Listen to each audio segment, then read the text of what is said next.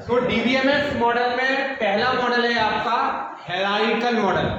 Hierarchical models क्या होते हैं और ये किस तरीके से उपयोग में लाए जाते हैं, कहाँ पर उपयोग में लाए जाते हैं। तो ये डेटाबेस का जब कंसेप्ट आया था कंप्यूटर के अंदर, कंप्यूटराइज्ड डेटाबेस का जो कंसेप्ट आया था उसमें सबसे पहला मॉडल जो लेके आया गया था वो कौन सा था आपका, हायरार्किकल मॉडल था आपका।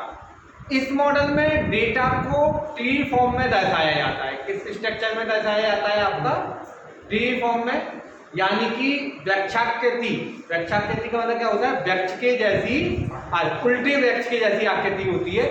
रूट ऊपर होता है और शाखाएं उसकी कहाँ होती हैं, नीचे होती हैं आपकी, ठीक है। तो इसको ट्री मॉडल भी बोला जाता है या हायरार्किकल मॉडल भी बोला जाता है। हायरार्किकल शब्द का मतलब होता है वंशानुक्रम, यानी कि सबसे ऊपर जहाँ से वंश चालू हुआ है उनका नाम, फिर उनके कौन बच्चे हुए, फिर उनके कौन बच्चे हुए, इस तरीके से पूरा आपका जो है मॉडल बनता है। इसमें पेरेंट चाइल्ड रिलेशनशिप चलती है आपकी। पेरेंट चाइल्ड, आपका जो पेरेंट्स है उसके कितने चाइल्ड है, फिर चाइल्ड के भी आगे जाके और चाइल्ड होंगे, इस तरीके से बनता चला जाता है आपका।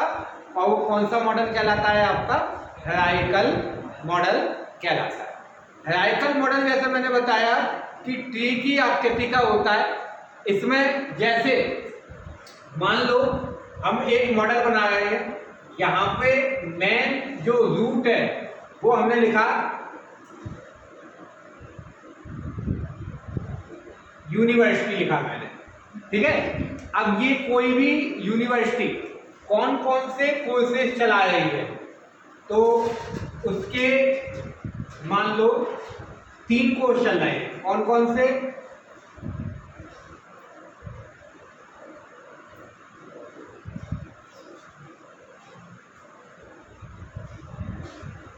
अंडर ग्रेजुएशन,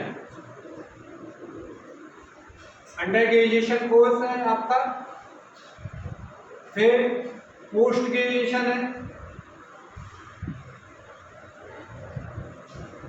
और डिप्लोमा कोर्स है,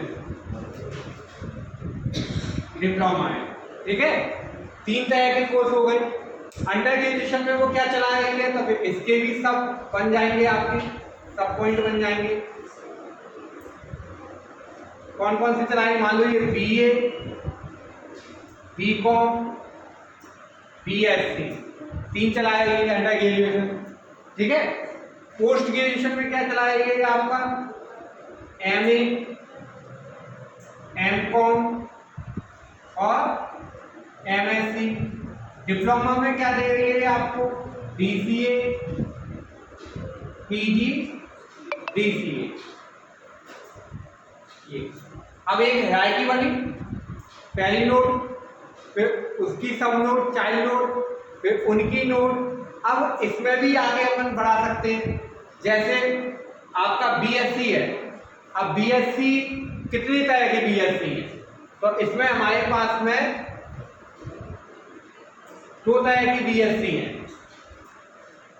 बीएससी नर्सिंग है और बीएससी बायो है, ठीक है। ये अलग अलग 2 तरह की बीएससी है हमारे पास, ठीक है। ऐसे ही हमारे पास मान लो एमए है, तो एमए भी 2 प्रकार का हम करवाते हैं। एमए हिस्ट्री है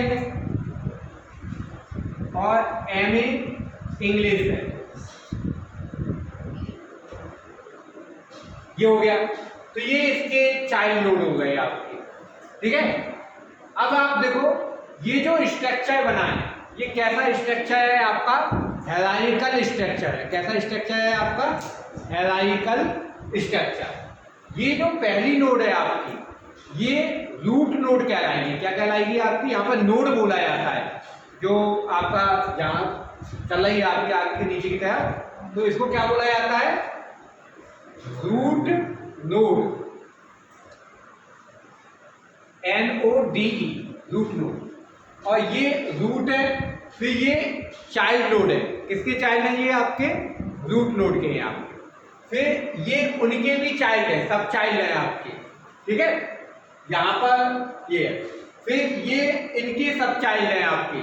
तो ऐसे वंशानुक्रम चल रहा है, जैसे आपके परदादा के फिर उनके बच्चे हुए, तो वो उनमें से एक आपके दादा हुए, फिर उनके बच्चे हुए, उनमें से एक आपके पिताजी हुए, उनके बच्चे हुए, उनमें से आप एक हुए। हो सकता है आपकी भी आगे शादी हो तो आपके भी बच्चे हो, तो वो इस तरीके से आपका सिस्टम पूरा चलेगा। तो ये क्या कहलाता है? आपका हायरार्किकल स्ट्रक्चर कहलाता है। क्या कहलाता है? आपका हायरार्किकल स्ट्रक्चर। ठीक है, यहाँ पर डेटा आपका इसी तरह से चलता है। आपका रूट नोड टॉप नोड होती है आपकी, और उसके तरह से नीचे की तरफ आप इसको बढ़ते हुए चले जाते हैं। जो लास्ट नोड होती हैं, अंतिम नोड जो होती है, वो लीफ नोड कहलाती हैं। क्या कहलाती हैं? आपकी लीफ नोड। क्यों? क्योंकि इनके आगे कोई भी आपका नोड नहीं है, तो यहाँ पर जाकर के ये क्या हो जाते हैं? खत्म हो जाते हैं आपके, है ना। जैसे ये BA क्या है? लीफ नोड है आपकी, इसका कोई सब चाइल्ड नहीं है आपका। BCom का कोई नहीं, बट BSc के हैं, तो फिर ये आपका चलेगा। ठीक है, इसमें कुछ ड्रॉबैक्स हैं। ड्रॉबैक्स क्या है कि यहाँ पर डेटा विजिट करने में टाइम बहुत लगता है। ठीक है, डेटा ट्रैवलिंग में समय लगता है। कैसे? जैसे मुझे रूट नोड तक जाना है तो मैं डायरेक्ट नहीं जा सकता यहाँ पर BSc 96 से पहले कहाँ जाऊँगा? इस तरीके से मुझे अपना पूरा स्विचिंग बनाना पड़ेगा। पहले BSc तक, फिर ग्रेजुएशन तक, और फिर आपका यूनिवर्सिटी तक। तो टाइम लगेगा आपका। अभी तो ये छोटा सा चार्ट है, ज़्यादा बड़ा चार्ट होगा तो नीचे से ऊपर की ओर जाने में क्या लगता है आपका, यानी कि ट्रैवर्सिंग टाइम इसका बहुत ज़्यादा होता है। अब देखो कंप्यूटर के अंदर ये कैसे काम करेगा। तो कंप्यूटर के अंदर डायरेक्टरीज, डायरेक्टरी के अंदर डायरेक्टरीज, डायरेक्टरी के अंदर डायरेक्टरीज, इस तरह का जो स्ट्रक्चर बनता है वो हायरार्किकल स्ट्रक्चर होता है। क्या कहलाता है? आपका हायरार्किकल। आप किसी फाइल जो चौथे नंबर की डायरेक्टरी में स्टोर है उसको डायरेक्ट ओपन नहीं कर सकते, पहले आपको क्या करने पड़ेंगे? उन डायरेक्टरीज तक पहुंचना पड़ेगा, और तब आप उसको क्या कर पाओगे? ओपन कर पाओगे। तो बताओ, ये मॉडल समझ में आया आपको? कौन सा मॉडल है ये आपका हायरार्किकल मॉडल है। पिछला पहले के टाइम में आपका इस मॉडल का यूज होता था, पहले बहुत चलता था आपका, बड़ा चेंज हो गया है। ठीक है, एक्सेस की बुक है,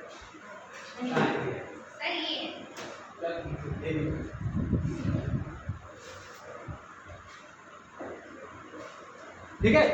अब इसमें ये आपको पेज नंबर 10 पर दिया हुआ है ये मॉडल, आप निकालो, है किताब से? नहीं है, छोड़ जाए। हायरार्किकल मॉडल दिया हुआ है, उसमें भी यही वाला एग्जांपल दिया, यूनिवर्सिटी वाला, और ये सारा दिया हुआ है।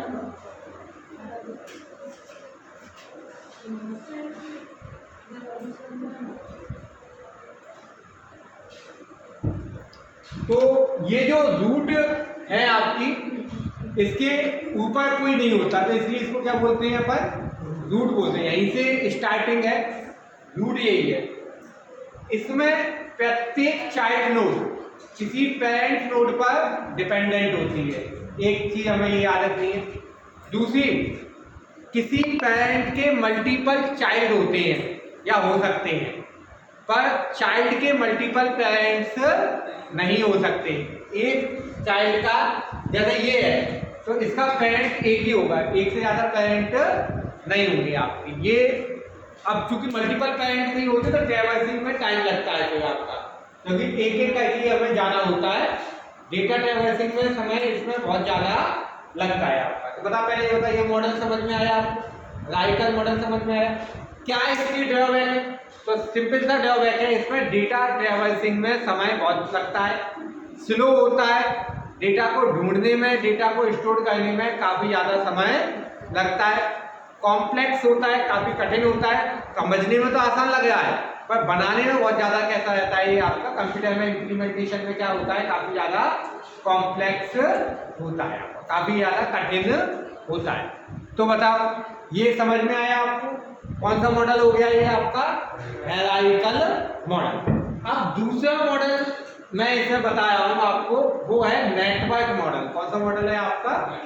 ये वाला हटा दूँ है? वैसे तो यही चित्र आपके बुक में भी बनना है, तो आप वहां पर भी देख सकते हो।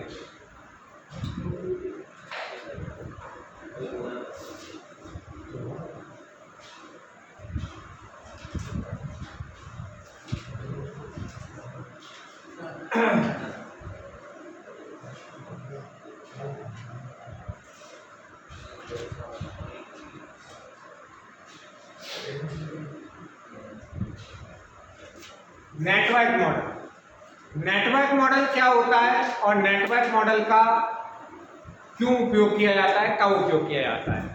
तो नेटवर्क मॉडल ग्राफ के फॉर्म में काम करता है। किसके फॉर्म में काम करता है? ग्राफ के फॉर्म में। यहाँ पर मल्टीपल नोड्स होती हैं जैसे हाइकल मॉडल में होती हैं, पर अंतर इतना है कि इसमें अलग अलग नोड एक दूसरे से इंटरकनेक्टेड होती हैं। इसमें ये डिपेंडेंसी नहीं होती कि एक चाइल्ड के एक ही पेरेंट होंगे, यहाँ पे एक चाइल्ड के मल्टीपल पेरेंट्स भी संभव हो सकते हैं आपका। तो ये क्या कहलाता है? आपका नेटवर्क मॉडल कहलाता है। एक मैं मॉडल बना के बता रहा हूँ आपको, उससे समझ में आ जाएगा। जैसे मान लो यहाँ पर कुछ कंपनी के नाम लिखे हुए हैं, जैसे एलजी, सोनी, वीवो, ये कुछ कंपनी के नाम लिखे हुए हैं, ठीक है। और कुछ प्रोडक्ट के नाम लिखे हुए हैं, जैसे मोबाइल, टीवी, एसी,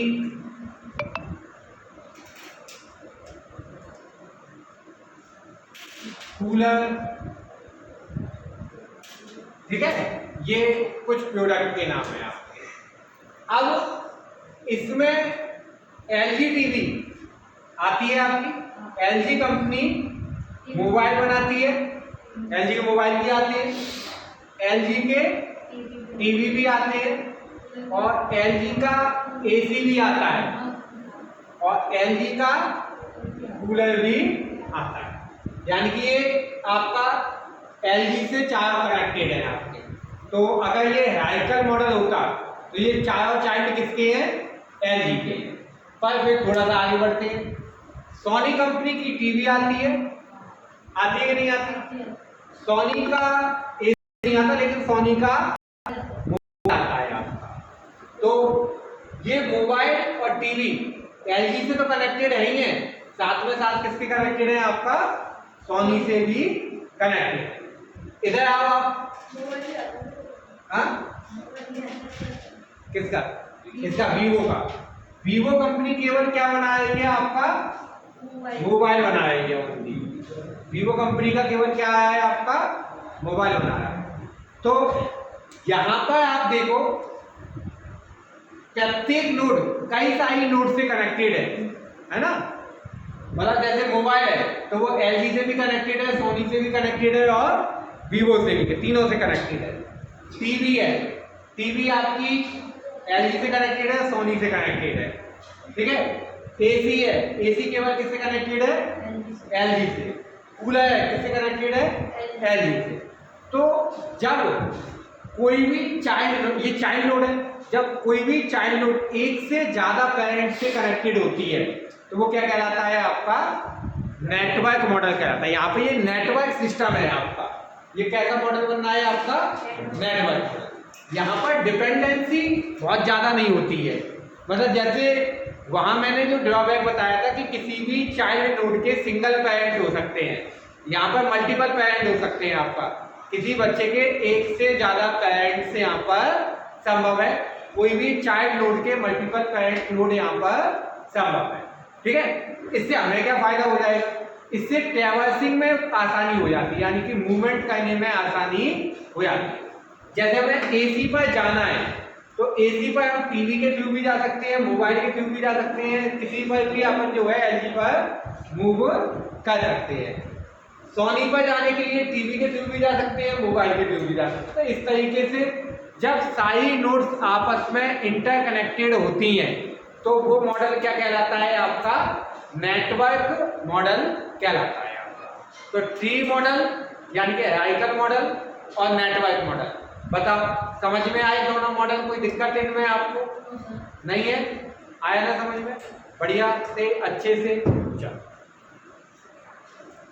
ये आपके नोट्स में दिया हुआ है, आपका नेटवर्क मॉडल भी दिया हुआ है, इसको पढ़ लेना आप, है ना। मैंने की कंसेप्ट बता दिया है आपका और कैसे काम करता है वो भी मैंने बता दिया है आपका, ठीक है।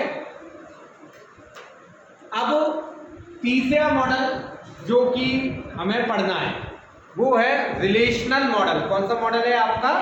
रिलेशनल मॉडल, ठीक है। तो रिलेशनल मॉडल हम देखते हैं क्या होता है।